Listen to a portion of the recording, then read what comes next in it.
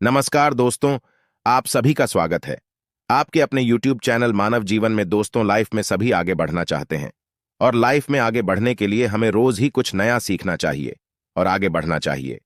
तो चलिए आज की प्रस्तुति शुरू करते हैं। श्री शिवाय नमस्तुभयम। हर हर महादेव। दोस्तों, आप सभी लोग जानते हैं कि 30 जनवरी 2025 यानी गुरुवार को पड़ रही है माघ महीने की गुप्त नवरात्रि। और दोस्तों, यह वह तिथि है जो माघ मास में पड़ने वाली सबसे बड़ी तिथि है, क्योंकि यह गुरुवार के दिन पड़ रही है और इसका बहुत ही बड़ा और विशेष महत्व होता है। पूज्य गुरु जी ने कहा है कि अगर कभी भी मौका लग जाए और माघ महीने की गुप्त नवरात्रि गुरुवार को पड़ जाए तो आप लोगों को 7 दूर्वा वाला उपाय तो अवश्य ही करना चाहिए। इन दोनों का संयोग बहुत ही कम आता है। इसी के साथ में गुरुजी ने अपनी शिव पुराण कथा में बताया है कि इस दिन आपको 7 दूर्वा का उपाय तो आपको अवश्य ही करना चाहिए, क्योंकि ऐसा दिन पूरे साल में सिर्फ एक ही बार आता है। और दोस्तों, आप सभी लोग जानते हो, गुरुवार गुप्त नवरात्रि का अगर सबसे बड़ा कोई उपाय है तो वह 7 दूर्वा वाला उपाय है। तो दोस्तों, इस गुरुवार गुप्त नवरात्रि के दिन आप लोगों को इस 7 दूर्वा वाले उपाय को जरूर करना है। बहुत सारे लोग होंगे जिन लोगों ने इस उपाय को ना किया हो, मतलब पूरा साल निकल गया, उन्होंने किसी भी दिन इस 7 दूर्वा वाले उपाय को ना किया हो। पर दोस्तों, आपके पास एक आखिरी मौका बचा हुआ है जो कि 30 जनवरी 2025 के दिन है। तो इस दिन आप लोगों को इस वाले उपाय को जरूर कर लेना है, भले ही आपने पूरे महीने भर इस उपाय को ना किया हो। पर अगर आपने इस माघ महीने के गुरुवार के दिन अगर इस वाले उपाय को कर लिया तो आपको इस उपाय को करने का वह फल मिलेगा जिसकी आपने कभी कल्पना भी नहीं करी होगी। इसीलिए आप लोग इस वाले उपाय को एक बार जरूर कर लेना है, ताकि आप लोगों के हाथ से यह मौका ना जा सके और आपको इस उपाय को करने का फल मिल सके। दोस्तों, यह उपाय पंडित जी ने अपनी अभी की ही श्री शिव महापुराण की कथा में बताया है। जिस उपाय को आज हम आपको बहुत अच्छे से समझाने वाले हैं। इस वीडियो को देखने के बाद इस उपाय को समझने के लिए आपको कोई और वीडियो को देखने की जरूरत नहीं पड़ेगी।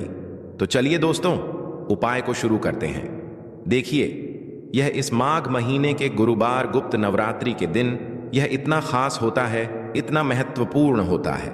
देखा गया है कभी कभी बड़े बड़े पूजा पाठ अनुष्ठान से जो मनोकामना पूर्ण नहीं होते, वह माघ महीने के गुरुवार के दिन एक छोटे से उपाय करने से ही आपकी मनोकामना पूर्ण हो जाती है।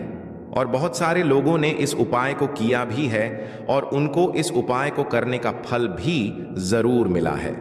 अगर आप लोग भी इस उपाय को करना चाहते हैं तो आप इस उपाय को पहले अच्छे से समझ लेना, सुन लेना, उसके बाद करना। आपको इस उपाय का फल जरूर मिलेगा। और इस उपाय को कर लेने से आपके घर में चाहे किसी भी प्रकार की दुख और समस्या क्यों ना चल रही हो, आपको उसका कारण भी नहीं पता है कि भाई यह समस्या किस कारण से चल रही है। उसका का कुछ भी कारण हो सकता है, जैसे पितृदोष हो सकता है या किसी भी तरह का मंगल दोष भी हो सकता है। तो इस दिन आप लोगों को यह वाला उपाय कर लेना है। यह एक ऐसा उपाय है जिस उपाय को अगर किसी विशेष दिन पर किया जाए तो भाई उस विशेष दिन का जो है वह तो हमें मिलता ही मिलता है, पर हमने उस दिन पर इस उपाय को किया है तो हमें उससे भी बड़ा फल मिलता है और फल बहुत जल्दी मिलता है। लेकिन उससे पहले आप लोगों को यह जानना आवश्यक है कि आखिर यह उपाय किस समय करना है, किसको करना है और कैसे करना है। तो चलिए हम आगे आपको वीडियो में एक एक करके बता देते हैं। लेकिन उससे पहले अगर आप लोग हमारे चैनल पर पहली बार आए हैं या फिर मेरी आवाज आज पहली बार सुन रहे हैं तो हमारे चैनल को सब्सक्राइब जरूर कर लेना और इस वीडियो को लाइक करके कमेंट बॉक्स में श्री शिवाय नमस्तुभ्यम ओम नमः शिवाय जरूर टाइप कर देना।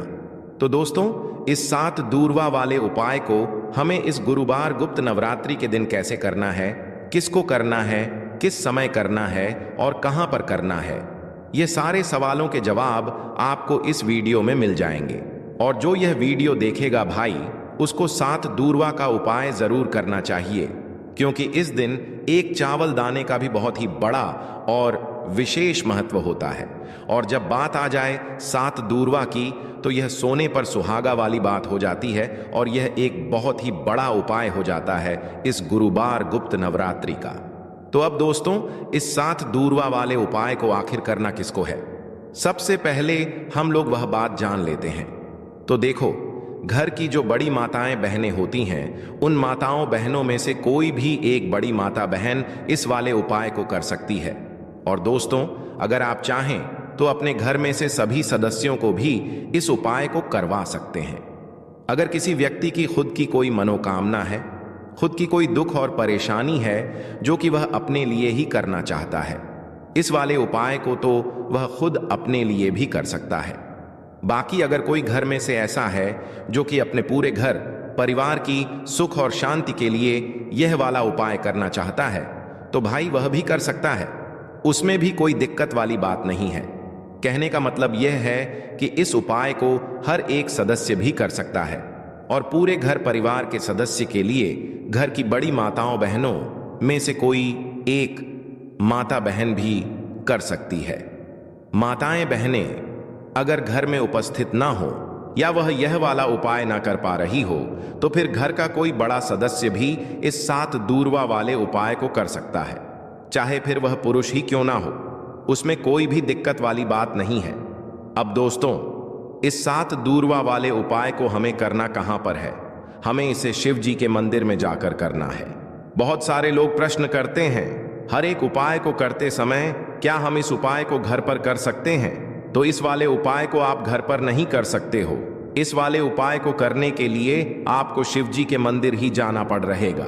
उसके बाद में दोस्तों, जो अगला प्रश्न निकल कर आता है वह यह आता है इस उपाय को लेकर कि आखिर इस उपाय को हमें किस समय करना है, सुबह के समय करना है कि शाम के समय करना है। तो देखो, इस वाले उपाय को आप लोग सुबह के समय भी कर सकते हो और शाम के समय प्रदोष काल में भी कर सकते हो। अब अगर आप पूछो कि भाई सबसे उत्तम समय कौन सा रहेगा इस 7 दूरवा वाले उपाय को करने का, तो हम आपसे बस यही कहेंगे कि इस उपाय को आप सुबह के समय करेंगे तो ज्यादा बेहतर होगा। बाकी अगर प्रदोष काल शाम के समय भी करेंगे तो भी अच्छा होगा, उसमें कोई भी दिक्कत वाली बात नहीं है। तो अब दोस्तों, जो अगली सबसे बड़ी और महत्वपूर्ण बात आती है वह यह आती है कि सुबह अगर हम उपाय को करेंगे तो हमें कितने बजे से लेकर कितने बजे तक के बीच में करना है, और शाम के समय प्रदोष काल में करेंगे तो हमें कितने बजे से लेकर कितने बजे के बीच में करना है। तो देखो, सुबह जितनी जल्दी हो सके आप उपाय को करने की कोशिश करना। बाकी अगर किसी कारणवश लेट भी हो जाओ, थोड़ी देर भी हो जाए, तो 10 या 11 बजे तक भी आप उपाय कर लेना, पर 12 बजे से ज्यादा देरी ना हो। ठीक है, इस बात का ध्यान रखना। उसके बाद में दोस्तों, अगर शाम के समय प्रदोष काल की बात करें, प्रदोष काल का जो समय होता है वो शाम के 6 बजे से शुरू हो जाता है। मतलब शाम के 6 बजे से लेकर 7 बजे के बीच का जो समय होता है, यह समय प्रदोष काल का समय होता है। पर अभी जो मौसम चल रहा है, इस मौसम में जो है शाम बहुत देरी से होती है, तो आप इस उपाय को 7 बजे या 8 बजे के बीच में भी कर सकते हो। मतलब शाम के 6 बजे से रात 8 बजे के बीच में आप कभी भी इस वाले उपाय को कर सकते हो, उसमें कोई भी दिक्कत वाली बात नहीं है। तो देखिए, इस वीडियो में जितने भी उपाय हम आपको बताएंगे सभी उपाय सरल है। देखो, गुरुजी ने कहा है कि गुरुवार के दिन आपको 7 दूरवा वाला उपाय तो अवश्य ही करना चाहिए। वीडियो के अंतिम में आपको उपाय बताया है जो आपको करना है। देखो, आगे बढ़ने से पहले वीडियो को एक लाइक जरूर करें। देखो, सबसे पहला उपाय, यदि आपके जीवन में कर्जा बहुत अधिक है, आपके जीवन में संकट बहुत अधिक रहते हैं, आपके ऊपर बहुत अधिक विपदा आ रही है, बार बार आपको अपने व्यापार में और अपने धन में हानि देखने को मिल रही है, यानी कि आपको प्रत्येक कार्य में हानि हो रही है, तो आपको यह उपाय करना चाहिए। इस उपाय को करने के लिए आपको 2 चीजों की आवश्यकता होगी। सबसे पहले है दूरवा। दूरवा आप जानते हो, जो कि भगवान गणेश जी को समर्पित होती है, तो आपको वह दूरवा की आवश्यकता होगी। साथ ही में एक लोटा जल की आवश्यकता होगी। और आप जब भी उपाय को करें, जी दिन भी आपको करें, तो आपको प्रातः कल सुबह वह करना है। इस बात का विशेष रूप से आपको ध्यान रखना है। ठीक है, तो आपको एक दूरवा लेनी है। अगर आधा दूरवा भी मिल जाती है तो भी कोई दिक्कत नहीं है, बस आपको दूरवा लेनी है। अगर ज्यादा ना मिले तो उसे स्थान पर एक दूरवा भी ले सकते हैं। दूरवा आपको आसानी से कहानी पर भी मिल जाएगी। बस याद रखिएगा, शुद्ध दूरवा और मतलब उसे शुद्ध करके ही उपयोग में लीजिएगा, है ना। तो आपको करना क्या है, एक दूर्वा या एक से ज्यादा भी दूर हुआ आप लोग ले सकते हैं।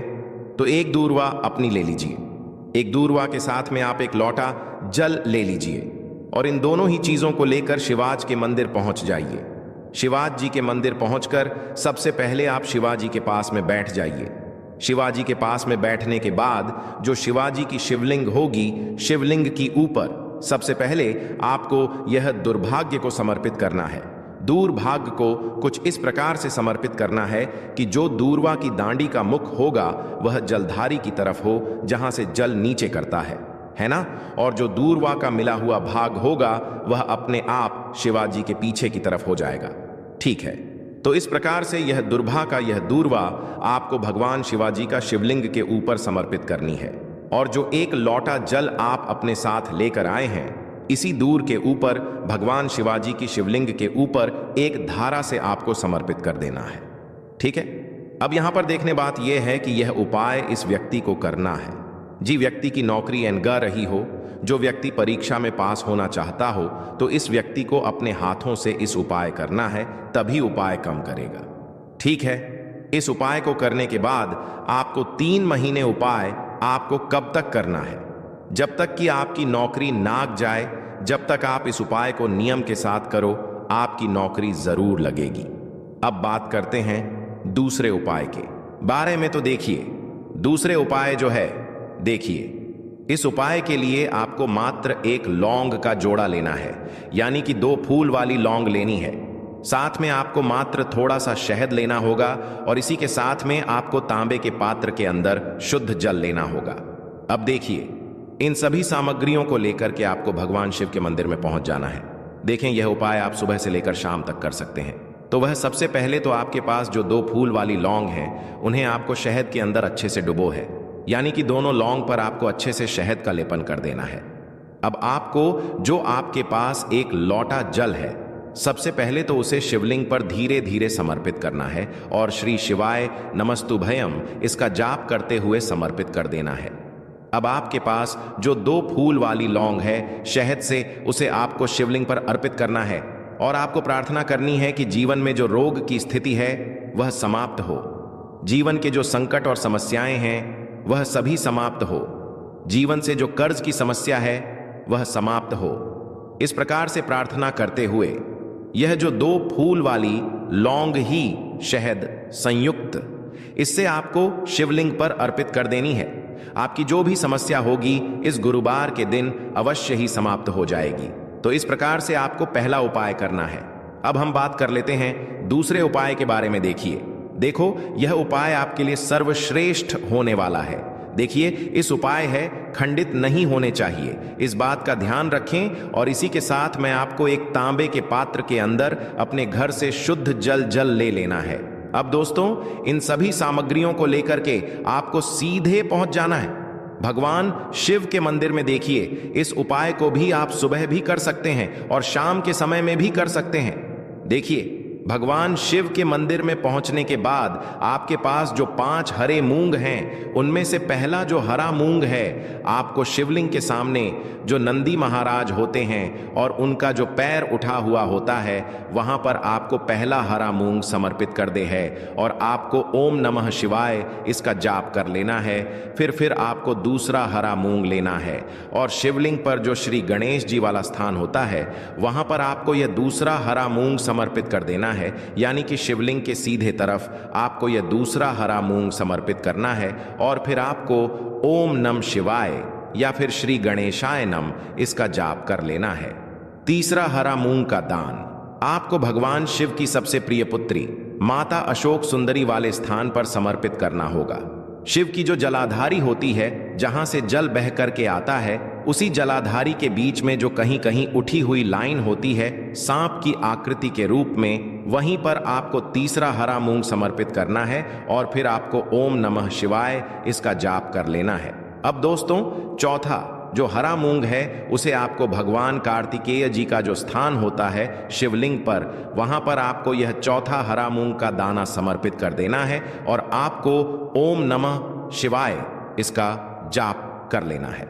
अब दोस्तों आपके पास जो पांचवा और अंतिम हरा मूंग बचा हुआ है, उससे आपको उससे जल के पात्र के अंदर डाल देना है और इस हरे मूंग से युक्त जल से आपको भगवान शिव के शिवलिंग का अभिषेक कर देना है। जल आपको बिल्कुल धीरे धीरे समर्पित करते जाना है और लगातार आपको शिव महापुराण के मूल श्री शिवाय नमस्तुभयम इसका जाप करते रहना है। फिर आपको शिवलिंग के सामने बैठकर, यदि आप अपने बच्चों के लिए यह उपाय कर रहे हैं, यदि आप अपने बच्चों की बुद्धि ज्ञान और विवेक के लिए उपाय कर रहे हैं, तो उसके लिए आपको प्रार्थना कर लेनी है। या फिर व्यापार में वृद्धि करने के लिए यह उपाय कर रहे हैं, तो उसकी कामना करते हुए आपको प्रार्थना कर लेनी है। या फिर अपनी नौकरी के लिए कर रहे हैं, या फिर अपने इंटरव्यू के लिए, या फिर धन की प्राप्ति के लिए कर रहे हैं, जिस भी कामना के लिए आप उपाय कर रहे हैं, उसे परिपूर्ण करने के लिए आपको महादेव से प्रार्थना कर लेनी है और फिर आपको वापस अपने घर आ जाना है। पूज्य गुरु जी ने कहा है कि जो भी व्यक्ति इस उपाय को कर लेता है, तो यकीन मानिए आपके जीवन की जो सारे संकट, कष्ट और बाधाएं ही वह सभी समाप्त होंगे। अब हम बात करते हैं अगले उपाय की। इस उपाय के लिए आपको एक दीपक लेना है। दीपक आप मिट्टी का भी ले सकते हैं और शुद्ध आटा मढ़कर उसका दीपक भी आप तैयार कर सकते हैं। दीपक के अंदर गोल बाती का प्रयोग करना है और दीपक के अंदर आपको शुद्ध घी का प्रयोग करना है। इसी के साथ मैं आपको मात्र एक फूल वाली लौंग लेनी होगी। अब यह एक दीपक और एक फूल वाली लौंग लेकर के सीधा आपको पहुंचना होगा बरगद के वृक्ष के वहां पर। देखिए, सबसे पहले तो आपके पास जो एक फूल वाली लौंग है, उससे आपको बरगद के वृक्ष की जड़ में समर्पित करना है। देखिए, अगर आपके जीवन में कोई भी बड़ा संकट आने वाला है, कोई बड़ा कष्ट आने वाला है, तो वह इस उपाय के माध्यम से दूर होने वाला है। महादेव की विशेष कृपा रहेगी कि जो भी संकट आपके जीवन में आने वाला होगा वह भी दूर हो जाएगा। तो आपको एक लौंग समर्पित करनी है बरगद के वृक्ष की जड़ में, और वहीं पर आपको जो है गोल बाती वाला दीपक जो आप लेकर के गए हैं, उससे भी वहां पर प्रज्वलित कर देना है, वट केयर करते हुए। देखिए, जब भी आपको जीवन में इस साल लगने लगे कि आपके जीवन में कुछ भी अच्छा नहीं चल रहा है, तब भी आपको ई उपाय करना है। तो इस प्रकार से आपको यह उपाय करना है। अब हम जान लेते हैं चौथे विशेष उपाय के बारे में। देखें, यदि आपके विवाह में, शादी में कोई भी समस्या आ रही है, यदि आपका जो कर्ज है वह दिन पर दिन बढ़ते ही जा रहा है, तो आपको यह चमत्कारी उपाय करना चाहिए। कोई भी समस्या अगर जीवन में है, तो उसे दूर करने के लिए आपको ई उपाय करना चाहिए। मंगल दोष से जुड़ी हुई समस्या भी है, तब भी आपको यह उपाय करना चाहिए। देखिए, इस उपाय के लिए आपको एक तांबे के पात्र के अंदर अपने घर से शुद्ध जल लेना है और इसी के साथ में आपको एक छुटकी लाल चंदन लेना होगा। अब आपको क्या करना है कि जो लाल चंदन आपने लिया है, उसे आपको उससे जल के पात्र के अंदर डाल देना है और यह जल्द जो है आपको लाल चंदन से युक्त तैयार कर लेना है। और यह लाल चंदन से युक्त जल आपको भगवान शिव के मंदिर में लेकर के पहुंचना है। लेकिन यह उपाय भी आप सुबह से लेकर के शाम तक कर सकते हैं। अब दोस्तों, ये जो लाल चंदन से युक्त जल है, इससे आपको भगवान शिव के शिवलिंग पर धीरे धीरे अर्पित कर देना है और आपको लगातार श्री शिवाय नमस्तुभयम इसका जाप करते रहना है। देखिए, यदि आपके जीवन में विवाह से युद्ध समस्या चल रही है, तो आपको मंगलेश्वर महादेव का स्मरण करना है। और जीवन में अधिक कर्ज की समस्या है, तो आपको आरण मुक्तेश्वर महादेव का स्मरण करना है। देखना, एक दिन आपकी सब तरह की समस्या जल्दी ही समाप्त हो जाएगी। आज के लिए बस इतना ही इस वीडियो में दी गई जानकारी। अगर आपको अच्छी लगी हो तो प्लीज हमारे चैनल मानव जीवन को सब्सक्राइब करें, लाइक करें और हमारे वीडियो में अंत तक बने रहने के लिए धन्यवाद।